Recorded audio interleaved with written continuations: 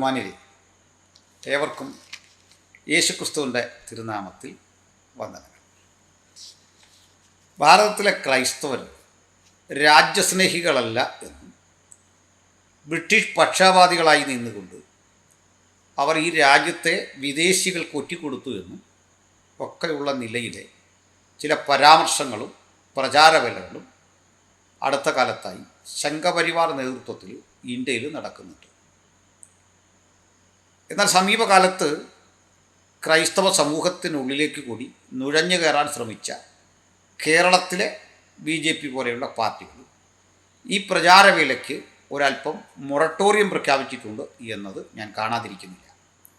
എന്നാൽ ഇന്ത്യയിൽ ആസകലം ക്രൈസ്തവരെക്കുറിച്ചുള്ള സംഘപരിവാർ കാഴ്ചപ്പാട് ഇത് മതപരിവർത്തന ലോബിയാണെന്നും വിദേശ ഫണ്ട് സമാഹരിച്ചുകൊണ്ട് ധാരാളം ഹിന്ദുക്കളെ കൺവേർട്ട് ചെയ്യുന്നു എന്ന തരത്തിലും അവർ സമൂഹത്തിൽ പ്രചരണങ്ങൾ നടത്തുകയും മിഷണറി പ്രവർത്തനങ്ങളുടെ ഭാഗമായി ഇന്ത്യയുടെ പലയിടങ്ങളിൽ സ്കൂളുകളും കോളേജുകളും ഒക്കെ നടത്തിക്കൊണ്ടിരിക്കുന്ന ക്രൈസ്തവരെ പലതരത്തിൽ വിഷമിപ്പിക്കുകയും സമ്മർദ്ദത്തിലാഴ്ത്തുകയും ജയിലിലടയ്ക്കുകയും ഒക്കെ ചെയ്യുന്ന ഒരു പരിസ്ഥിതി നമ്മുടെ സമൂഹത്തിലുണ്ട്. ഈ ഘട്ടത്തിൽ ഞാൻ അവർ ഉയർത്തുന്ന ചില വാദങ്ങളെ ചരിത്രപരമായും ബൈബിളിൻ്റെ അടിസ്ഥാനത്തിലും ഒന്ന് വിശകലനം ചെയ്യുക എന്നതാണ് ഈ വീഡിയോ കൊണ്ട് അർത്ഥമാക്കുന്നത്. ആദ്യം തന്നെ പറയട്ടെ, ഈ സംഘപരിവാർ പ്രവർത്തകർക്കോ അവരുടെ 100 വർഷത്തെ ചരിത്രത്തിൽ എവിടെയും രാജ്യസ്നേഹികളായിരുന്നു അവരെന്ന് പറയത്തക്ക തരത്തിലെ ഒരു ഉദാഹരണവും അവർക്ക് സംവാദവേദികളിൽ നിരത്തിക്കെട്ടാൻ കഴിയില്ല. ഏകപക്ഷീയമായി ചിലയിടങ്ങളിൽ പോയി അവർ ഇങ്ങനെ പ്രസംഗിക്കുന്നുണ്ടാകാം, പക്ഷേ ഇന്ത്യയുടെ സ്വാതന്ത്ര്യ സമരത്തിൽ ഒരു പങ്കും വഹിക്കാതെ അന്ന് ബ്രിട്ടീഷ് പക്ഷത്തോട് കൂറ് പുലർത്തി തന്നെ നിന്നവരായിരുന്നു RSSൻ്റെ മേധാവികൾ. ആ ഒരു സത്യം മനസ്സിലാക്കണം. മാത്രമല്ല, അന്നത്തെ തീവ്ര ഹിന്ദുത്വവാദികൾക്ക് ബ്രിട്ടീഷുകാർ ഇന്ത്യയിലേക്ക് വരുമ്പോൾ വല്ലാത്തൊരു അബദ്ധവും പറ്റിയിട്ടുണ്ട്. ആ അബദ്ധത്തിൽ നിന്ന് അവരൊന്ന് കരകയറാൻ അടുത്ത കാലത്ത് നന്നായി ശ്രമിക്കുന്നുണ്ട്. അത് എന്താണെന്ന് കൂടി പറയാം. ഇന്ത്യയിലെ സാധാരണ ജനങ്ങളെ ഈ ബ്രിട്ടീഷുകാർ വന്ന് കണ്ടപ്പോൾ അവരുടെ സാംസ്കാരിക നില അങ്ങേറ്റം പരുങ്ങലിലാണ് എന്ന് കണ്ടു. എന്ന് വെച്ചാൽ വേണ്ടത്ര വസ്ത്രധാരണ ഇല്ല. ഞാൻ മറ്റു പിന്നോക്കരുടെയും ആദിവാസികളുടെയും ദലിതരുടെയും കഥയാണ് പറയുന്നത്. വല്ലാത്ത വിധത്തിലെ അരക്ഷിതാവസ്ഥ അവർ നേരിട്ട് കണ്ടു. വിശേഷിച്ച് വിദ്യാഭ്യാസപരമായ പിന്നോക്കാവസ്ഥ, ഇവർ പഠിക്കുന്ന സംസ്കൃത സ്കൂളുകളിലോ കലാലയങ്ങളിലോ ഒന്നും പ്രവേശനം കിട്ടാത്ത പരിസ്ഥിതി, ഇതൊക്കെ കാണുകയും ശുചിത്വമില്ലാത്ത ഇടങ്ങളും തെരുവീഥികളും കുടിലുകളുമൊക്കെ കണ്ട് ബ്രിട്ടീഷുകാർ അമ്പരം നോയി. വാസ്തവത്തിൽ നാം മറുവശത്ത് വളരെ ജന്മിമാരായി ഈ ഭൂസ്വത്തുക്കളൊക്കെ കയ്യാളി വെച്ചിരുന്ന ജമീന്ദാർമാരെ കണ്ടു. അതുപോലെ തന്നെ പൗരോഹിത്യം തങ്ങളുടെ കുത്തകയാണ് എന്ന് അവകാശപ്പെട്ടുകൊണ്ട് മന്ത്രതന്ത്ര ആചാരങ്ങളിലൂടെ സാധാരണ മനുഷ്യൻ്റെ പണം സ്വന്തമാക്കുന്ന ഇത്തരത്തിലെ മതമേധാവികളായ ബ്രാഹ്മണ പുരോഹിതന്മാരെ കണ്ടു. അപ്പോൾ അവർക്കും ഒപ്പമുള്ള ക്ഷത്രിയ അവകാശങ്ങളുമൊക്കെ പറയാൻ പറ്റുന്ന ആളുകൾക്കും ജീവിത സുരക്ഷിതത്വമുണ്ട്. കാരണം അംഗം, ചുങ്കം, ഏഴ, കോഴ, സംഭോഗം, നായാട്ട്, ഇങ്ങനെ തലക്കരം, മുലക്കരം, കുടിക്കരം, മേൽമീശക്കരം, ഇങ്ങനെ പലതരം കരം വിരിച്ചുകൊണ്ട് സുഖിമാന്മാരായി ഈ രാജ്യത്തിലെ രാജാക്കന്മാരും പരിവാരങ്ങളും ജീവിക്കുന്നതും ഒക്കെ അവർ കണ്ടു. അപ്പോൾ ഇന്ത്യക്കാരെ മൊത്തത്തിലെടുത്തപ്പോൾ ഇത്തരത്തിൽ പുച്ഛിക്കാൻ അവർക്ക് തോന്നിയ ഘട്ടത്തിൽ ഈ സവർണ ഹിന്ദു ഫാസിസ്റ്റുകൾ ഇവരോട് പറഞ്ഞു, അല്ലെങ്കിൽ ഇവന്മാരൊക്കെ ഇങ്ങനെ തന്നെയാണ്, ഇവർ പൊതുവേ വിവരമുള്ളവരോ കഴിവുള്ളവരോ ഒന്നും അല്ല, മറിച്ച് ഞങ്ങൾ നിങ്ങളെപ്പോലെ ഇവിടെ വന്നവരാണ്. ഞങ്ങൾ ഇവിടുത്തുകാരൊന്നും ആയിരുന്നില്ല. ഞങ്ങൾ ഹിന്ദുക്കുഷ് പർവ്വതനിരകളും കൈവർച്ചുരമൊക്കെ കടന്ന് ഇങ്ങോട്ട് വന്നവരാണ്. ഞങ്ങളുടെ പിതാക്കന്മാരങ്ങനായിരുന്നു. ഞങ്ങളങ്ങ് പേർഷ്യയിലൊക്കെ ഉണ്ടായിരുന്ന ആൾക്കാരായിരുന്നു. ഇങ്ങനെ വന്നതാണ്. ഈ രൂപത്തിൽ ഒരു നരേഷൻ വെച്ചിട്ട് നമ്മളും നിങ്ങളും ഒന്നാണ്, ഇവിടുത്തുകാരായിരുന്ന ഈ പ്രാകൃതർ ഇവർ ഇങ്ങനെ അല്ല, അവർ നമ്മളെപ്പോലെയല്ല എന്ന് പറഞ്ഞ് ഒരു യൂണിയൻ കൂടാനായിട്ട് ശ്രമിച്ചു. എന്ന് വെച്ചാൽ ഒറ്റ വാക്കിൽ ഇന്ത്യ ഒറ്റിക്കൊടുക്കുന്ന, ഇന്ത്യയിലെ തനത് ജനതയെ മുഴുവൻ ഒറ്റിക്കൊടുത്തിട്ട് നമ്മളെല്ലാം ഒരുപോലെയാണ് എന്ന് പറയുന്ന ഒരുതരം ഏർപ്പാടുകൾ. അതായത് സായിപ്പിനെ കണ്ടപ്പോൾ സായിപ്പിനോടാണ് എനിക്ക് വിധേയത്വം എന്ന് പറയത്തക്ക വിധം അല്പം നട്ടല് വളച്ചു നിന്ന ആളുകളായിരുന്നു ഇന്നത്തെ സംഘപരിവാരങ്ങളുടെ അന്നത്തെ പൂർവികർ. മനസ്സിലാക്കിക്കൊള്ളാം. ഞാനീ പറയുന്നതിന് മാനം മര്യാദയ്ക്ക് മറുപടി പറയാൻ ത്രാണിയുള്ളവരുണ്ടെങ്കിൽ അവരെ ഞാൻ സസ്നേഹം ക്ഷണിക്കുന്നു. ചുമ്മാ തെറിയൊന്നും താഴെ കമൻ്റ് ഇട്ടിട്ട് കാര്യമില്ല. ഇതിനെ നിങ്ങൾക്ക് കഴിയുമോ? അതാണ് സംസ്കാരരാഹിത്യത്തിൻ്റെ ഏറ്റവും വലിയ തെളിവാണ്. ഒരുത്തനൊരാശയം പറയുമ്പോൾ ആ ആശയത്തെ ചരിത്ര സംഗതികൾ ഉപയോഗിച്ചുകൊണ്ട് കണ്ണിക്കാൻ വേണ്ട എലമെൻറ്റ്സ് നിങ്ങളുടെ പക്കലുണ്ടാകണം, അതിന് വേണ്ട ഡാറ്റ കയ്യിലുണ്ടാകണം. അല്ലാതെ പണ്ടൊരിക്കൽ ഈ ഒരു പ്രമുഖനായ ഉണ്ണിക്കുട്ടനോ ഹിന്ദി ശാസ്ത്രമൊക്കെ പറഞ്ഞുകൊണ്ട് വന്നൊരു ചെറുപ്പക്കാരനെ നമ്മൾ കണ്ടല്ലോ. ഈ രൂപത്തിൽ കുറേ കഥ പറഞ്ഞിട്ടൊന്നും കാര്യമില്ല, കാര്യം പറയണം, അതാണ് വേണ്ടത്. അപ്പോൾ ഇങ്ങനെയാണ് ഈ ആര്യാധിനിവേശത്തിൻ്റെ സംഭവങ്ങളൊക്കെ ഇങ്ങനെ വരുന്നതാണ്. അപ്പം ആര്യന്മാർ ഇന്ത്യയിലേക്ക് കുടിയേറി എന്നൊക്കെ പറയുന്ന അത്തരത്തിലെ സംഭവങ്ങൾ സത്യത്തിൽ ഇവർ തന്നെ ഉണ്ടാക്കിയതാണ്. കാരണം ഞങ്ങൾ ഇവിടുത്തുകാരല്ല, നമ്മളും നിങ്ങളും എല്ലാം ഒന്ന് തന്നെയാണ്, നമ്മളെല്ലാം വര ഓടുന്നതാണ്, ഇവന്മാർ ശരിയല്ല എന്ന് പറഞ്ഞുകൊണ്ട് ഇന്ത്യയുടെ തനത് ജനതയെ പരിഹസിക്കാനാണ് അന്നത്തെ ഇത്തരം ആളുകൾ ശ്രമിച്ചത്. അപ്പം ഞാൻ ഇത്രയും പറഞ്ഞത്, പിന്നീട് നമ്മളെന്താ കണ്ടത്? നമ്മൾ കണ്ടത് ഇവർ ചെയ്ത കൊലകളും ഇവർ ചെയ്ത വ്യക്തിപരമായ താല്പര്യങ്ങളിലൊക്കെ ഉള്ള സമരമുറകൾക്കൊക്കെ പേരില്ല ഇവർ ജയിലിലൊക്കെ പോയിട്ടുള്ളത്. അല്ലാതെ ഏത് RSSൻ്റെ മേധാവിയാണ് സ്വാതന്ത്ര്യ സമരം നടത്തിയിട്ട് ജയിലിൽ പോയത്? ഇനി ഞാനിതുപോലെ തന്നെ നിങ്ങളെ വേദനിപ്പിക്കാൻ വേണ്ടിയല്ല ഒരു ചരിത്ര സംഗതി കൂടി പറയാം. ഇന്ത്യയെ ബ്രിട്ടീഷുകാർക്ക് കൊടുത്തത് ആരാണ്? എങ്ങനെയാണ് ബ്രിട്ടീഷുകാർ ഇന്ത്യ കീഴടക്കിയത്? ഇവിടുത്തെ ക്രൈസ്തവരുടെ അംഗസംഖ്യ എത്രയായിരുന്നു? അല്ലെങ്കിൽ ആരാണിത് ബ്രിട്ടീഷുകാർക്ക് അടിയറവ് പറഞ്ഞ് ഇങ്ങനെ വെച്ചു കൊടുത്താരാ, താലത്തിൽ വെച്ചു കൊടുത്താരാണ്? ബ്രിട്ടീഷുകാരിവിടെ വരുമ്പോൾ വിശേഷിച്ച് ഈസ്റ്റ് ഇന്ത്യ കമ്പനി അവർ വരുന്ന ഘട്ടത്തിൽ ഇന്ത്യ ഏതാണ്ട് 700-ൽ പരം രാജ്യങ്ങളായി ഇങ്ങനെ തിരിഞ്ഞു കിടക്കുകയാണ്, വിഭജിക്കപ്പെട്ട് കിടക്കുകയാണ്. വിഭജിക്കപ്പെട്ട് കിടന്ന ഇന്ത്യയിലെ ഓരോ രാജാക്കന്മാരും ഇവിടെ ജനാധിപത്യം കൊണ്ടുവരാനൊന്നും ആഗ്രഹിച്ചവരല്ല. അവർ ഈ കപ്പം പിരിച്ച് സുഖിമാന്മാരായിട്ട് ഇവിടെ ജീവിക്കാൻ വേണ്ടി തന്നെ തുനിഞ്ഞിറങ്ങിയവരാണ്. അപ്പോൾ കുറേ സ്ഥലങ്ങളിൽ ഒരു ചക്രവർത്തിയെ പോലെ കഴിയുക, അതിൻ്റെ കീഴിൽ സാമന്തന്മാരെ ആക്കുക, ഇങ്ങനെയൊക്കെയുള്ള ഏർപ്പാടുകളാണ് ഇവിടെ നടന്നിരുന്നത്. അല്ലെങ്കിൽ മനുഷ്യത്വത്തിൽ അധിഷ്ഠിതമായൊരു ഭരണം ഇന്ത്യക്കാരന് കാഴ്ചവെച്ചുകൊണ്ട് അവനെ ജനാധിപത്യവൽക്കരിക്കാൻ ശ്രമിച്ച ഒരു പരിശ്രമം അവിടെ എങ്ങും കാണുന്നില്ല. മറിച്ച് എങ്ങനെയാണ് കാണുന്നത്? അതൊക്കെ തന്നെ കൃത്യമായി ഈ യുദ്ധങ്ങളിൽ അടുത്തടുത്ത രാജ്യങ്ങൾ തോക്കും എന്ന് കാണുമ്പോൾ ഈസ്റ്റ് ഇന്ത്യ കമ്പനിയുടെ പട്ടാളത്തെ കൂട്ടുപിടിച്ചിട്ട് അവരെ കൊണ്ട് തങ്ങളുടെ സഹോദര രാജ്യത്തെ അടുപ്പിച്ച് ക്രമേണ ചില കരാറുകളിലും രേഖകളിലും ഒപ്പിട്ട് രാജ്യത്തെ തീരെഴുതി ഇവർക്ക് കൊടുത്തു. ഏതാണ്ട് 700-ലധികം നാട്ടുരാജ്യങ്ങൾ ഇന്ത്യയിലുണ്ടായിട്ട് അതിൽ വില്ലാർവട്ടം രാജ്യം ഒഴികെ ഏതെങ്കിലും ക്രൈസ്തവ രാജ്യമുണ്ടായിരുന്നോ ഇങ്ങനെ കൊടുത്തോന്ന് ചിന്തിക്കുമ്പോഴാണ് മനസ്സിലാക്കുന്നത്. ഇന്ന് ഞങ്ങളൊരു പൊതുസ്ഥലത്തു നിന്നൊക്കെ പ്രസംഗിക്കുമ്പോൾ ഞങ്ങളുടെ അരികിലേക്ക് വന്നിട്ട് ചോദിക്കുകയാണ്, നിങ്ങൾ ഈ ബ്രിട്ടീഷുകാരന്മാരല്ലേ, ബ്രിട്ടീഷുകാർക്ക് ഇന്ത്യയെ കൊടുത്തവരല്ലേ, അന്ന് ഇന്ത്യയെ മൊത്തമായും ചില്ലറയായിട്ടും ബ്രിട്ടീഷുകാർക്ക് വിറ്റ് പൂട്ടടിച്ചവൻ്റെ കൊച്ചുമോൻ വന്നിട്ടാണ് ഞങ്ങളുടെ നേരെ ഈ ചോദ്യം ചോദിക്കുന്നത്. നീ ചരിത്രമെങ്കിലും പഠിക്കുക സുഹൃത്തെ, ആദ്യം ചരിത്രം പഠിക്കുക, വസ്തുതകൾ പഠിച്ചിട്ട് സംസാരിക്കാൻ വാ. ഞാൻ നിങ്ങളുടെ ആളുകളെ പലപ്പോഴും അത്തരം സംവാദങ്ങൾക്കാണ് ക്ഷണിച്ചിട്ടുള്ളത്. അതിനൊന്നും വരാനുള്ള ത്രാണി നിങ്ങൾക്കില്ല. അതുകൊണ്ട് നിങ്ങൾ പരിഹസിക്കോ കളിയാക്കോ, ഞങ്ങളുടെ ബോധവൽക്കരണവും ചരിത്രത്തിൽ ഊന്നി നിന്നുള്ള വിശകലനങ്ങളുമായിട്ട് സധൈര്യം മുമ്പോട്ട് പോകും. അതിനകത്ത് യാതൊരു വിട്ടുവീഴ്ചയില്ല. ഇനി ഞാൻ ഇത്രയൊക്കെ പറഞ്ഞത് എന്തിനാണ്? ഈ ക്രൈസ്തവർക്ക് രാജ്യസ്നേഹമില്ല, ഇവർക്ക് രാജ്യസ്നേഹം. എന്താണ് ഈ വാസിൽ ഈ രാജ്യസ്നേഹം? എന്താണ്? അതിലുള്ള മനുഷ്യനെ, അതിലുള്ള ജനതയെ, അവിടെയുള്ള ജീവജാലങ്ങളെ, അവിടെയുള്ള ആ പ്രകൃതിയെ, ഇതിൻ്റെയൊക്കെ സംരക്ഷിക്കലല്ലേ.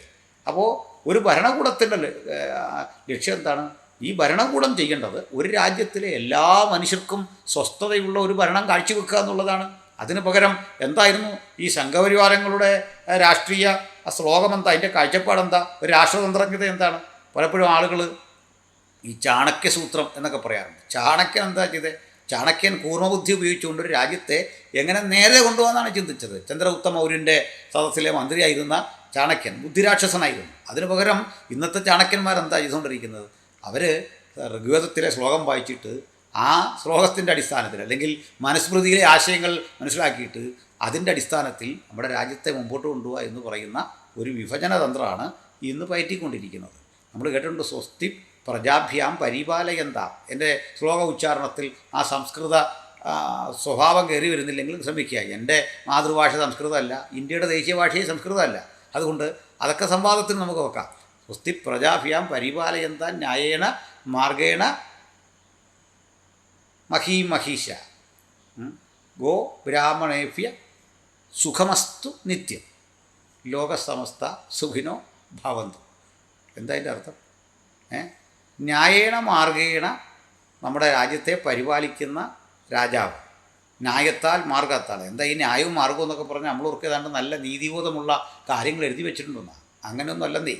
അത് ആര്യനായി, ചണ്ടാളനായി, ബ്രാഹ്മണനായി, ക്ഷത്രിയനായി, പ്രതിലോമജാതികളായി ആളുകളെ തരംതിരിച്ചിട്ട് ആ പ്രമാണമനുസരിച്ച് ഭരിക്കുന്ന ഒരു രാജ്യം. സ്വസ്തി പ്രജാഭ്യാ പരിപാലയന്ത. പ്രജകളെ സ്വസ്ഥമായി ഭരിക്കുക എന്ന് പറഞ്ഞാൽ സമാധാനത്തോടെ ഭരിക്കുക എന്നല്ല. എന്നാൽ ചിത്രക്കൂടുകളുണ്ടായിരുന്നു. മനുഷ്യനെ അതിനകത്ത് കയറ്റി നിർത്തി പക്ഷികളെ കൊണ്ട് കൊത്തിക്കുന്ന പ്രാകൃതമായ ഏർപ്പാട്. ചെറിയ കുറ്റങ്ങളൊക്കെ പേരിൽ എന്താ അത്, ബ്രാഹ്മണനെ ഒരുവൻ ബ്രാഹ്മണൻ എന്ന് വിളിച്ചിട്ട് ചീത്ത പറഞ്ഞു പോയാൽ കിട്ടുന്ന ശിക്ഷകളാണ് ഇതുപോലെ. ബ്രാഹ്മണ ആക്ഷേപം ഭയങ്കര സംഭവമായിരുന്നു. അവരെ കൊണ്ട് ഇരുതരം ഇരുമ്പ് കൂട്, വല പോലുള്ളൊരു കൂടിനകത്ത് കരി നിർത്തിയിട്ട് അതിങ്ങനെ തൂക്കിയിടും. അത് തൂക്കിയിട്ടിട്ട് പക്ഷികൾ വന്ന് വിശപ്പാണ്, വെള്ളമൊന്നും കൊടുക്കാനൊക്കത്തില്ല. അങ്ങനെ അവിടെ കിടക്കുന്ന മനുഷ്യനെ പക്ഷികളെ കൊണ്ട് കൊത്തിച്ചു കൊല്ലുന്ന തരത്തിലെ ക്രൂരമായ ഏർപ്പാടുകൾ. പഴിപ്പിച്ച ഇരുമ്പ് തണ്ടുകൾ ഒരു മനുഷ്യൻ്റെ കൃത്യമായിട്ട് ഏനസ് വഴി അടിച്ച് മുകളിലേക്ക് കയറ്റുക, ആ മനുഷ്യനെ അതിലിരുത്തുക. ഇങ്ങനെയൊക്കെയുള്ള ഭീകരമായ ഏർപ്പാടുകളാണ് നമ്മുടെ രാജ്യത്ത് 100-150 വർഷം മുമ്പ് കിടന്ന കാര്യങ്ങളാണ്. ഇതാ സ്വസ്തി പ്രജാഭിയാം പരിപാലയന്ത ന്യായേണ മാർഗേണ മഹിമഹീശ ഗോ ബ്രാഹ്മണേഭ്യ സുഖമസ്തു നിത്യം. പശുവിനും ബ്രാഹ്മണനും സുഖമെന്ന് വന്നാൽ എന്ന് അവർക്ക് സുഖം കൊടുത്തുകൊണ്ടിരുന്നാൽ ലോകസമസ്ത സുഖിനോ ഭവന്തു. ഇത് പലരും പാടുക, ഈ ലാശത്തെ മാത്രമേ പാടിക്കുകയുള്ളൂ. ഇതെല്ലാവർക്കും അറിയാം, ലോകസമസ്ത സുഖിനോ ഭവന്തു. അലച്ചു നോക്കിയാൽ ഇതാണ് ഈ പ്രത്യയ ശാസ്ത്രബോധം. അവിടെയാണ് ഞങ്ങളെ പരിഹസിക്കാനായി വന്നിട്ട് കൃത്യമായി പറയുകയാണ്, ഞങ്ങളെന്തോ വലിയ കുഴപ്പക്കാരാണ്, സുവിശേഷം പറയുന്ന ആൾക്കാരെന്തോ മ്ലേച്ഛരായ ആൾക്കാരാണ്, കടൽ കടന്നെത്തിയ കാര്യമാണ്, ഇന്ത്യയിൽ പണ്ടേ വലിയ സംഭവങ്ങളുണ്ടായിരുന്നു, ഇന്ത്യക്ക് അതിൻ്റെ സാംസ്കാരിക പൈതൃകം ഉണ്ടായിരുന്നു. ഇത് പറയും, നിങ്ങൾക്ക് എന്ത് പൈതൃകമാണുള്ള? ഇങ്ങനെ മനുഷ്യനെ കിരാതമായി കൊന്നുകളഞ്ഞ, മനുഷ്യന് യാതൊരുവിധ അവകാശങ്ങളും കൊടുക്കാതെ അവൻ്റെ നാവ് മുറിച്ച് കളഞ്ഞ, അങ്കുലങ്ങൾ ഓരോന്നോരോന്നായി ഛേദിച്ച് കളഞ്ഞ അതിഭീകരമായ ഒരു ചരിത്രമല്ലേ നമ്മുടെ നാട്ടിലുള്ളത്. മഹത്തായ വിദ്യാഭ്യാസ സ്ഥാപനങ്ങൾ ഉണ്ട് എന്ന യാഥാർത്ഥ്യമൊന്നും ഞാൻ മറക്കുന്നില്ല. അവിടെ ആരാണ് പഠിച്ചിരുന്നത്? ആർക്കാണ് പഠിക്കാൻ കഴിയാതെ പോയത്? എന്തായിരുന്നു എൻ്റെ കാരണം? ഇപ്പോൾ ഇതിൻ്റെ കാര്യമൊക്കെ രാഹുൽ ഈശ്വരെ പോലുള്ള സുഹൃത്തുക്കളെന്ന് പറയാറുണ്ട്. അതൊക്കെ അന്ന് നമുക്കതെല്ലാം അങ്ങ് മറക്കാം. ബഹുമാനായ രാഹുൽ ഈശ്വർ അടുത്ത കാലത്ത് ഒരു ചർച്ചയിൽ പറയുന്നത് ഞാൻ കേട്ടു. അതായത് ഗുരുജി ഗോൾവർക്കർ ഇങ്ങനെ ചില കാര്യങ്ങൾ എഴുതി വെച്ചിട്ടുണ്ട്, നമുക്കതിലെ അല്ലേ അങ്ങ് വിട്ടേക്കാം. നമുക്കതെല്ലാം അങ്ങ് വിട്ടേക്കാം. അതെന്താ അത്? ആ ചരിത്രം പറയുമ്പോൾ അതങ്ങ് വിട്ടേക്കാം എന്ന് പറയാൻ തോന്നുന്ന ആത്മാർത്ഥം എന്താണ്? അതിൻ്റെ അടുത്ത് അത് വിട്ടിട്ട് ബാക്കി ഞങ്ങൾ ചെയ്തോളാം. അങ്ങനെ ചിലത് മാറ്റുകയല്ല, മൊത്തം നിങ്ങളെ കൊണ്ട് മാറ്റിച്ചിട്ടേ ജനാധിപത്യ ഇന്ത്യക്ക് വിശ്രമമുള്ളൂ എന്ന് സമീപകാല സംഭവങ്ങൾ തെളിയിക്കുന്നു. ഞാനിനി ഞങ്ങളെ സംബന്ധിച്ചിടത്തോളം ഈ രാജ്യസ്നേഹം എന്ന് പറഞ്ഞാൽ മനുഷ്യസ്നേഹമാണ്. എല്ലാ മനുഷ്യനെയും സ്നേഹിക്കണം. അത് ബ്രാഹ്മണനാണെങ്കിലും ക്ഷത്രിയനാണെങ്കിലും വൈശ്യനാണെങ്കിലും ശൂദ്രനാണെങ്കിലും ആര്യനാകട്ടെ ചണ്ടാളനാകട്ടെ മുസ്ലിമാകട്ടെ ക്രൈസ്തവനാകട്ടെ ദലിതനാകട്ടെ ആദിവാസിയാകട്ടെ നായാടിയാകട്ടെ നമ്പൂതിരിയാകട്ടെ എല്ലാ മനുഷ്യരും സമന്മാരാണ് എന്ന് പറയുന്ന സമത്വത്തിൻ്റെ ആശയം ഇത് എവിടെയെങ്കിലും മനു പറഞ്ഞിട്ടുണ്ടോ? ഏതെങ്കിലും സനാതനധർമ്മത്തിലുണ്ടോ? ഇവിടെയാണ് ആധുനിക ലോകം ഏറെ പരിചിതമായ ഏറെ ബഹുമാനിക്കുന്ന ചില ആശയങ്ങളുണ്ട്. ആ ആശയ ലോകത്ത് എന്തൊക്കെയാണ് പ്രധാനമായിട്ടുള്ളത്? ഒന്ന് സ്വാതന്ത്ര്യമാണ്, മനുഷ്യൻ്റെ സ്വാതന്ത്ര്യമാണ്. രണ്ടാമത് സ്വാതന്ത്ര്യം കഴിഞ്ഞാൽ ആ സ്വാതന്ത്ര്യത്തോട് ചേർന്ന് നിൽക്കുന്ന ഒരു പദപ്രയോഗമാണ് സമത്വം എന്ന് പറയുന്നത്. സ്വാതന്ത്ര്യവും സമത്വവും സുപ്രധാനമാണ്. ഇത് രണ്ടുമുള്ള ഒരു നാട്ടിലെ കുറ്റങ്ങളും കുറവുകളും പലതും ഉണ്ടെങ്കിലും ജനാധിപത്യം സുപ്രധാനമാണ്. ഈ ജനാധിപത്യവും കഴിഞ്ഞാൽ പിന്നെയുള്ള ഒരു കാഴ്ചപ്പാട് എന്താണ്? ഒരു സൊസൈറ്റിയിൽ അടിമകളില്ലാതിരിക്കുക. സ്വാതന്ത്ര്യക്കേട്ടതിന് ബന്ധമുണ്ട്. അത് ഓരോന്നും എടുക്കുക. ഈ SFIയുടെ ഒക്കെ കൊടിയിൽ കാണുന്നുണ്ടല്ലോ, സ്വാതന്ത്ര്യം, ജനാധിപത്യം, സോഷ്യലിസം. അതൊക്കെ ഒരു ഭംഗി വാക്കെന്നുള്ളതിനപ്പുറത്തൊന്നും ആ പാർട്ടിയൊന്നും ആ സംഘടനയൊന്നും അതിനെ ഏതെങ്കിലും തരത്തിൽ വ്യവഹരിക്കുന്നുണ്ടോ, അത് വിശകലനം ചെയ്യുന്നുണ്ടോ, അല്ലെങ്കിൽ പ്രാക്ടിക്കലാക്കുന്നുണ്ടോ എന്നുള്ളത് പോട്ടെ, ഓർഡറിൽ ഞാൻ പറഞ്ഞതേ ഉള്ളൂ. പക്ഷെങ്കിൽ ഈ ഇന്ത്യൻ ഭരണഘടന ഇതൊക്കെ ഉണ്ട് വളരെ കൃത്യമായിട്ട്. സ്വാതന്ത്ര്യത്തെക്കുറിച്ചുണ്ട്, സമത്വത്തെക്കുറിച്ചുണ്ട്, മതേതരത്വത്തെക്കുറിച്ചുണ്ട്, മനുഷ്യാവകാശങ്ങളെക്കുറിച്ചുണ്ട്. ഈ മഹത്തര ചിന്തകളൊക്കെ അംബേദ്കറെ പോലൊരു പണ്ഡിതന് അല്ലെങ്കിൽ തനിക്കൊപ്പമുള്ള ആ പണ്ഡിത സദസ്സിന് എവിടെ നിന്ന് കിട്ടിയും ചെയ്യുന്നുണ്ടോ? ഇതൊക്കെ ലഭ്യമായത് കൃത്യമായിട്ട് അദ്ദേഹം പരിശീലിച്ചു വന്ന വിക്ടോറിയൻ ചിന്താധാരയിൽ നിന്നാണ്. അല്ലെ ബ്രിട്ടനിലും ഒക്കെയുള്ള അദ്ദേഹത്തിൻ്റെ യാത്രയും പഠനവും സുദീർഘ വർഷങ്ങളിലെ അധ്വാനവും അന്വേഷണങ്ങളും ജീവിതാനുഭവങ്ങളും അതിന് പ്രേരകമായിട്ടുണ്ടെങ്കിൽ ബ്രിട്ടൻ പോലെയുള്ള പരിഷ്കൃത രാജ്യങ്ങളിൽ അന്ന് ഈ ആശയങ്ങൾ എവിടെ നിന്ന് വന്നതെന്ന് അറിയട്ടെ. അത് ബൈബിളിൽ നിന്ന് തന്നെയാണ്. ഈ അടുത്ത കാലത്ത് ജബ്ബാർ മാഷിൻ്റെ ഒരു പ്രസംഗം കേട്ടു. ഈ മതസ്ഥാപകർക്കോ മതചിന്തകന്മാർക്കോ ഒന്നും ജനാധിപത്യം എന്നൊരു പദം അറിയില്ലായിരുന്നു എന്നാണ് അദ്ദേഹം പറയുക. അത് വായനയുടെ കുറവാണ്, അല്ലെങ്കിൽ അന്വേഷണത്തിൻ്റെ കുറവോ മുൻവിധിയുമാണ് എന്ന് പറയാതെ വയ്യ. ഞാൻ നിങ്ങൾക്ക് കാണിച്ചു തരാം. ഈ അടിമത്തത്തിനെതിരെയുള്ള കർക്കശ ബോധമുള്ള നിലപാട്, രാജ്യസ്നേഹം, സമത്വം, സാഹോദര്യം, ഈ ദർശനങ്ങളെല്ലാം വിശുദ്ധ ബൈബിളിൽ യേശുക്രിസ്തുവോ അപ്പോസ്തലന്മാരോ കൃത്യം പഠിപ്പിച്ചിട്ടുണ്ട്. അത് വചനം ഉപയോഗിച്ച് എനിക്ക് കൃത്യമായി ബോധ്യപ്പെടുത്താൻ സാധിക്കും. ഞാൻ നിങ്ങളെ അതിലേക്ക് ഒന്ന് സ്വാഗതം ചെയ്യുകയാണ്. ആദ്യമായി ഞാൻ ഒരു വചനം നിങ്ങളെ വായിച്ചു കേൾപ്പിക്കാം. 1 തിമോത്തിയോസ് 2:1 മുതലുള്ള വചനങ്ങൾ. എന്നാൽ സകല മനുഷ്യർക്കും നാം സർവഭക്തിയോടും കനത്തോടും കൂടെ സാവധാനതയും സ്വസ്ഥതയുമുള്ള ജീവനം കഴിക്കേണ്ടതിന്, വിശേഷാൽ രാജാക്കന്മാർക്കും സകല അധികാരസ്ഥന്മാർക്കും വേണ്ടി യാചനയും പ്രാർത്ഥനയും പക്ഷപാതവും സ്തോത്രവും ചെയ്യണം എന്ന് ഞാൻ സകലത്തിനും മുമ്പേ പ്രബോധിപ്പിക്കുന്നു. അത് നമ്മുടെ രക്ഷിതാവായ ദൈവത്തിൻ്റെ സന്നിധിയിൽ നല്ലതും പ്രസാദകരവുമാകും. അപ്പോൾ ലോകത്തിലെ സകല ആധ്യാത്മിക ഗ്രന്ഥങ്ങളും നിങ്ങൾ തുറക്കുക. എവിടെങ്കിലും ഇത്തരത്തിൽ ഭരണകൂടം അല്ലെങ്കിൽ അതിനെ നയിക്കുന്ന ഭരണാധികാരിക്ക് വേണ്ടി വിശേഷാൽ പ്രാർത്ഥിക്കണം എന്ന് എഴുതിയിട്ടുണ്ടോ? എന്തിനാണ് വിശേഷാൽ പ്രാർത്ഥിക്കേണ്ടത് എന്ന് ചോദിച്ചാൽ കൃത്യം പറയുകയാണ്.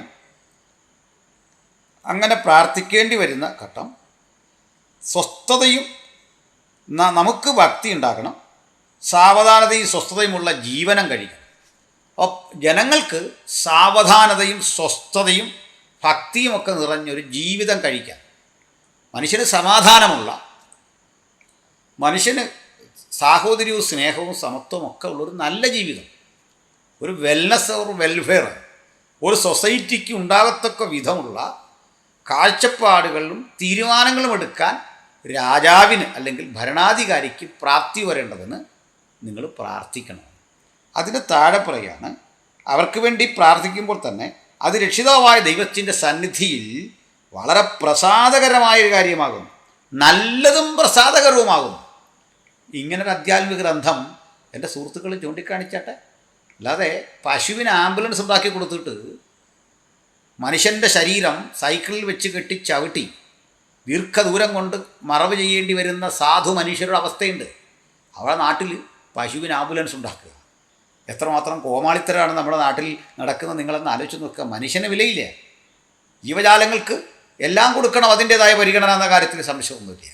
പക്ഷേ പ്രഥമ പരിഗണന മനുഷ്യനാണ് എന്നുള്ള ആ യാഥാർത്ഥ്യം മറന്നിട്ടാണ് ഇന്ന് ഭരണകൂടം പോകുന്നത്. അപ്പോൾ രാജ്യസ്നേഹമുള്ള ഒരാൾ, ഒരു ക്രൈസ്തവൻ എന്ത് ചെയ്യണമെന്നാണ് ഇപ്പോൾ നമ്മുടെ ബഹുമാനപ്പെട്ട നരേന്ദ്രമോദിജിയാണ് ഭരിക്കുന്നത്. അദ്ദേഹം ആശയപരമായി നമുക്കൊരിക്കലും യോജിക്കാൻ പറ്റിയ ഒരു രാഷ്ട്രീയത്തെ അല്ല പ്രതിനിധാനം ചെയ്യുന്നത്. അല്ലെങ്കിൽ മറ്റൊരാൾ, ഇപ്പോൾ സ്റ്റാലിനാകട്ടെ, പിണറായി വിജയനാകട്ടെ, അല്ലെങ്കിൽ അജിത് ജോഗി ആകട്ടെ, അതുമല്ലെങ്കിൽ യോഗിയാകട്ടെ, ആരുമാകട്ടെ, ആ ഭരണാധികാരിക്ക് വേണ്ടി പ്രാർത്ഥിക്കണം. വിശേഷാൽ ഓരോ ക്രൈസ്തവ അനുഗാമിയും, ക്രിസ്തുവിൻ്റെ ഓരോ അനുഗാമിയും ആ അധികാരസ്ഥന് വേണ്ടി പ്രാർത്ഥിക്കണം. ഇതിന് സാവധാനതയുള്ള സ്വസ്ഥതയുള്ള ഒരു ജീവിതം ആ രാജ്യത്തിലെ പൗരന്മാർ നയിക്കത്തക്ക വിധം ഉള്ള കാഴ്ചപ്പാടുകളെ മുമ്പോട്ട് വെക്കുന്ന നല്ലൊരു അഡ്മിനിസ്ട്രേഷൻ കാഴ്ചവെക്കാൻ അവർക്ക് വേണ്ടി പ്രാർത്ഥിക്കണം. അപ്പോൾ രാജ്യസ്നേഹം സംബന്ധിച്ചുള്ള ക്രിസ്തീയതയുടെ നിലപാടാണ് ഞാനിപ്പോൾ വ്യക്തമാക്കിയത്. രണ്ടാമതായി, ഈ ഒരു രാജ്യത്തിന് വേണ്ട പ്രധാന കാര്യം അടിമ ഉടമ വ്യവസ്ഥിതി ഇല്ലാതിരിക്കുക എന്നുള്ളതാണ്.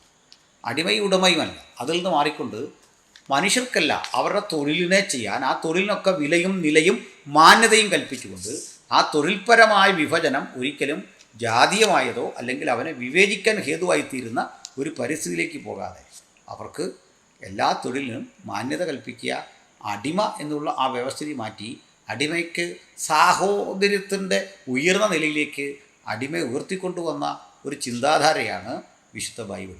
1-ാം നൂറ്റാണ്ടിൽ എന്തുകൊണ്ടാണ് റോമക്കാർ ഇത്രയധികം ക്രൈസ്തവരോട് കലഹിച്ചതെന്നും അവരെ കൊന്നൊടുക്കാൻ കാരണം റോമിൽ 3 തരം മനുഷ്യരുണ്ടായിരുന്നു. പെട്രീഷ്യൻസും പ്ലീബിയൻസും ഡൂലോസ് എന്നറിയപ്പെടുന്ന അടിമകളും ഉണ്ടായിരുന്നു. ഈ ഡൂലോസ് വൻതോതിൽ ക്രിസ്തു മാർഗത്തെ സ്വീകരിച്ചപ്പോൾ അവർക്കൊപ്പം യജമാനന്മാരും ധാരാളമായിട്ട് ക്രിസ്തീയ മാർഗത്തിൻ്റെ ഭാഗമായി. അവ സഭയുടെ കാർക്കശ്യമായ അധ്യയനം എന്തായിരുന്നു അറിയണ്ടേ? കൃത്യമായി തന്നെ യജമാനനും അടിമയും അവരുടെ ജോലി ചെയ്തു കൊള്ളട്ടെ, പക്ഷേ ഒരു കാരണവശാലും അവനെ ദണ്ഡിപ്പിക്കാൻ പാടില്ല. തൊഴിലെന്ന നിലയിൽ അവൻ ചെയ്തുകൊണ്ടിരിക്കുന്ന പ്രവൃത്തിക്ക് ഉദാരമായ പ്രതിഫലം കൊടുക്കണമെന്നും അവൻ്റെ അവകാശങ്ങളെ അംഗീകരിക്കണമെന്നും പറയുക മാത്രമല്ല, അടിമ വിമോചനത്തിൻ്റെ ഒരു മാഗ്നാ കാർട്ട എന്ന് പറയാവുന്ന വിധത്തിലെ കൃത്യമായൊരു ലേഖനം തന്നെ വിശുദ്ധ ബൈബിളിലുണ്ട്. ആ ലേഖനത്തിൻ്റെ പേരാണ് ഫിലമോൻ എഴുതിയ ലേഖനം. ഫിലമോൻ എഴുതിയ ലേഖനം എന്താണ്? ഫിലമോൻ എന്ന് പറയുന്ന ധനാഢ്യനായൊരു മനുഷ്യന് ഒനേസിമോസ് എന്നു പേരുള്ള ഒരു അടിമയുണ്ടായിരുന്നു. അയാൾ ജീവിതത്തിൻ്റെ ഗതികേട് കൊണ്ടോ അല്ലെങ്കിൽ പ്രതികാരബോധം കൊണ്ടോ ദാരിദ്ര്യം കൊണ്ടോ ആകണം ഫിലമോൻ്റെ വീട്ടിലെ വസ്തുവകകൾ മോഷ്ടിച്ചു. അടിമയ്ക്ക് കിട്ടുന്ന ക്രൂര ശിക്ഷയാണ്. അദ്ദേഹത്തെ കൊണ്ട് ജയിലിലിട്ടു. സന്ദർഭവശാൽ ആ ജയിലിൽ പൗലോസ് ശ്ലീഹ വരികയാണ്. അദ്ദേഹം സുവിശേഷ സംബന്ധിയായി ഈ ജയിലിൽ വന്ന് പെടുകയാണ്. ആ ജയിലിൽ കിടക്കുമ്പോൾ ഇവർ പരസ്പരം പരിചയപ്പെട്ടു.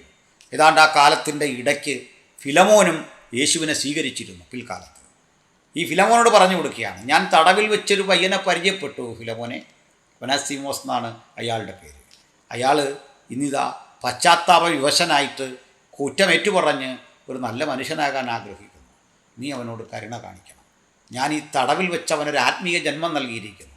അവൻ പുറത്തേക്ക് വരുമ്പോൾ നീ അവനെ ദാസനം മീതെ സ്വന്തം സഹോദരനായി പരിഗണിക്കണം.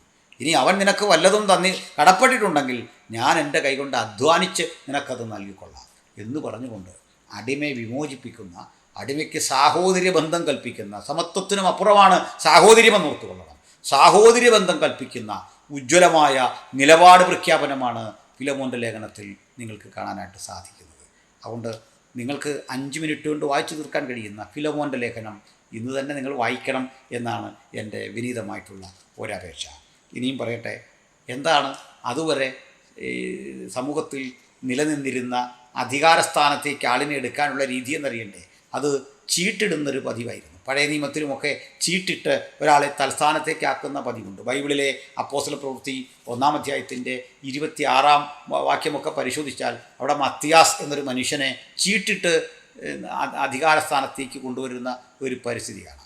പക്ഷേ പിൽക്കാലഘട്ടത്തിൽ ആ രീതിയൊക്കെ മാറ്റിക്കൊണ്ട് ഈ സ്ഥാനത്തേക്ക് ആളെ തിരഞ്ഞെടുക്കണം എന്ന് പറയുന്ന ജനാധിപത്യ വ്യവസ്ഥിതി എസ്റ്റാബ്ലിഷ് ചെയ്യുന്നതായിട്ട് നമുക്ക് അപ്പോസ്തല പ്രവൃത്തി 6-ാം അധ്യായത്തിൻ്റെ 1 മുതൽ 4 വരെയുള്ള വാക്യങ്ങളിൽ നിങ്ങൾക്ക് ദർശിച്ചാൽ കാണാൻ സാധിക്കും. അക്കാലത്ത് ശിഷ്യന്മാർ പെരുകി വരുമ്പോൾ തങ്ങളുടെ വിധവമാരെ ദിനംപ്രതിയുള്ള ശുശ്രൂഷയിൽ ഉപേക്ഷയായി വിചാരിക്കുന്നു എന്ന് യവന ഭാഷക്കാർ എബ്രായ ഭാഷക്കാരുടെ നേരെ വെറുപെടുത്തു.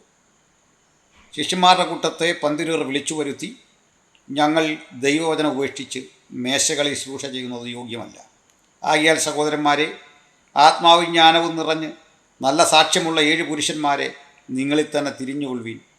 അവരെ ഈ വേലയ്ക്കാക്കാം. ഞങ്ങളോ പ്രാർത്ഥനയിലും വചനശുശ്രൂഷയിലും ഉറ്റിരിക്കും എന്ന് പറഞ്ഞു.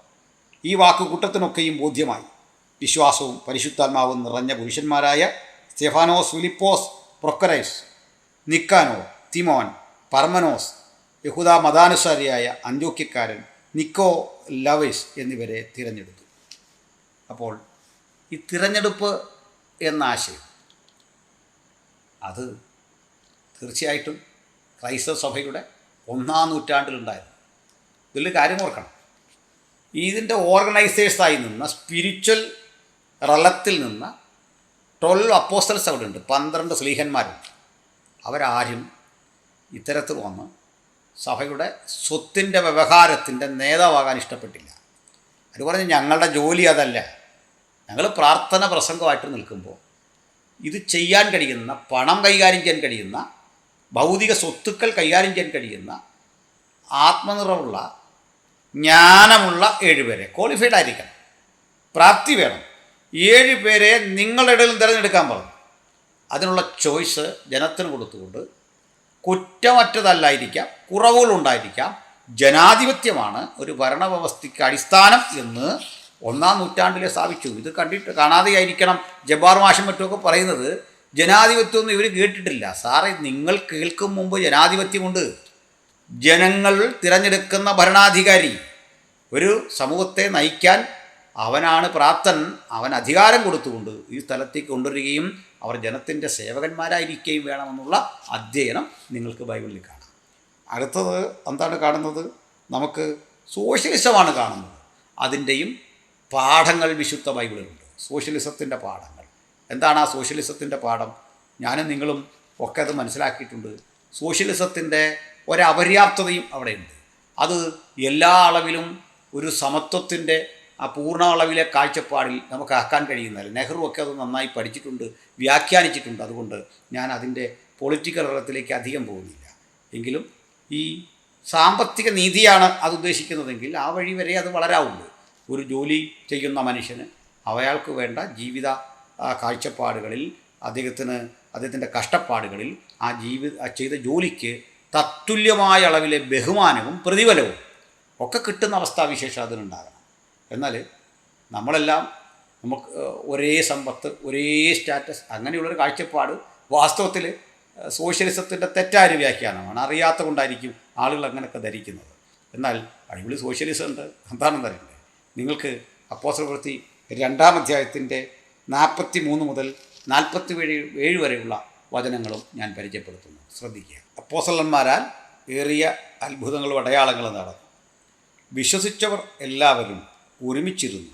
സകലവും പൊതുവക എന്ന് എണ്ണുകയും ജന്മഭൂമികളും വസ്തുക്കളും വിറ്റ് അവരവൻ ആവശ്യമുള്ളതുപോലെ എല്ലാവർക്കും പങ്കിടുകയും ഒരുമനപ്പെട്ട് ദിനംപ്രതി ദൈവാലയത്തിൽ കൂടി വരികയും വീട്ടിൽ അപ്പം നുറുക്കിക്കൊണ്ട് ഉല്ലാസവും ഹൃദയപരമാർത്ഥയും പൂണ്ട് ഭക്ഷണം കഴിക്കുകയും ദൈവത്തെ സ്തുതിക്കുകയും സകല ജനത്തിൻ്റെ കൃപ അനുഭവിക്കുകയും ചെയ്തു. അപ്പോൾ ഇവിടെ കണ്ടത് തങ്ങൾക്കുള്ളത് വിറ്റ് ഇല്ലായ്മക്കാരന് കൊടുത്തുകൊണ്ട് ഒരു സാഹോദര്യത്തിൻ്റെ, പങ്കുചേർക്കലിൻ്റെ, പങ്കിടലിൻ്റെ കൃത്യമായ ഒരു ഇടപെടൽ നമുക്കവിടെ കാണാം. ഇതൊക്കെ സമൂഹം മനുഷ്യൻ ഇന്ന് നടപ്പിലാക്കുന്നുണ്ടോ എന്നുള്ളത് മറ്റൊരു കാര്യം. ഇത് നീണ്ടുപോയതുകൊണ്ട്, വീഡിയോ ഒത്തിരി നീണ്ടതുകൊണ്ട് ഞാനും ഇത് ദീർഘിപ്പിക്കുന്നില്ല. ഒന്ന് പറഞ്ഞ് ഇങ്ങനെ അവസാനിപ്പിക്കാം. ഇപ്പോൾ ഒരു പരിഷ്കൃത ലോകം കരുതുന്ന സ്വരാജ്യ സ്നേഹം അത് ബൈബിളിലുണ്ട്. ഞാൻ നിങ്ങൾക്ക് തെളിവ് തന്നു. 1 തിമോഥെയോസ് 2-ാം അധ്യായം 1 മുതലുള്ള 4 വരെയുള്ള വചനങ്ങൾ. രണ്ടാമതായി ഞാൻ പറഞ്ഞു, കൃത്യമായി ബൈബിള് ജനാധിപത്യത്തെ, അതിൻ്റെ ഗുണഗണങ്ങളെ അംഗീകരിക്കുന്നു. അതിന് ദോഷമുണ്ട് എന്ന് ഞാൻ പറഞ്ഞിട്ടുണ്ട്. ജനാധിപത്യം എന്ന് ആധുനിക ലോകം കേൾക്കുന്നതിന് 2000 ആണ്ടുകൾക്കപ്പുറത്ത് ബൈബിള് തിരഞ്ഞെടുപ്പ് എന്ന ഒരാശയത്തെ മുമ്പോട്ട് വെക്കുന്നു. ഞാൻ തെളിവ് നിങ്ങൾക്ക് തന്നത് അപ്പോസ്തലപ്രവൃത്തി 6-ാം അധ്യായത്തിൻ്റെ 1 മുതൽ 4 വരെയുള്ള വചനങ്ങളാണ്. മൂന്നാമതായി ഞാൻ നിങ്ങൾക്ക് തന്നത് സ്വാതന്ത്ര്യം എന്നൊരാശയമാണ്. ഒരു വചനം കൂടെ ഞാൻ സമയക്കുറവുണ്ട് പറഞ്ഞു. സ്വാതന്ത്ര്യത്തിനായി ക്രിസ്തു നിങ്ങളെ സ്വതന്ത്രരാക്കി. ഞാൻ ഉപോദ്ബലകമായി തന്നൊരു നീണ്ട പുസ്തകം തന്നെയാണ് ഫിലമോൻ്റെ ലേഖനം. ഇനി പറഞ്ഞത് സമത്വമാണ്. തങ്ങൾക്കുള്ളത് ഒക്കെ വിറ്റ് പൊതുവകയിൽ നിന്നെണ്ണി ബുദ്ധിമുട്ടുള്ളവരെ കണ്ടെത്തി സഹായിക്കുന്ന ഒരു വലിയ ഉയർന്ന മാനവികതയുടെ, ധാർമ്മികതയുടെ ബോധം അത് പ്രകടമാക്കി. ഒരുപക്ഷെ ആധുനിക ക്രൈസ്തവ ലോകം അല്ലെങ്കിൽ പിൽക്കാല ക്രൈസ്തവ ലോകം അതിൽ നിന്ന് പിന്നോട്ട് പോയിരിക്കുക. അപ്പോൾ ആദർശപരമായി അല്ലെങ്കിൽ തത്വസംഹിതകളുടെ അടിസ്ഥാനത്തിൽ ബൈബിളും അതിൻ്റെ ചിന്താഗതിയും മുമ്പോട്ട് വെക്കുന്നത് ഈ ബോധത്തെയാണ്. അതിൻ്റെ വക്താക്കളായി, അതിൻ്റെ പ്രചാരകരായി ഇനിയുള്ള കാലം നമ്മുടെ ഇന്ത്യയെ സ്നേഹിച്ചുകൊണ്ട്, നാം അധിവസിക്കുന്ന രാജ്യത്തെ സ്നേഹിച്ചുകൊണ്ട്, അതിനപ്പുറത്തും മനുഷ്യരാണ് എന്ന് കണ്ടുകൊണ്ട് ആ മനുഷ്യരെ സ്നേഹിച്ചുകൊണ്ട്, ലോകത്തെവിടെയുമുള്ള മനുഷ്യരെ സ്നേഹിച്ചുകൊണ്ട് സ്വസ്ഥതയും സാവധാനതയുമുള്ള ഒരു ജീവിതം ലോകം മുഴുവൻ കഴിക്കത്തക്ക വിധം എല്ലാ രാജ്യത്തിലെയും ഭരണാധികാരികളെ പ്രാപ്തരാക്കേണ്ടതിനും മാനവികതയുടെ, ധാർമ്മികതയുടെ ഉയർന്ന മൂല്യങ്ങളെ പിടിച്ചുകൊള്ളേണ്ടതിനും നമുക്ക് കർമ്മനിരതരാകാം എന്നുള്ള ആഹ്വാനത്തോട് പ്രാർത്ഥനയോട് ഞാൻ ഉപസംഹരിക്കുന്നു. നന്ദി, നമസ്കാരം.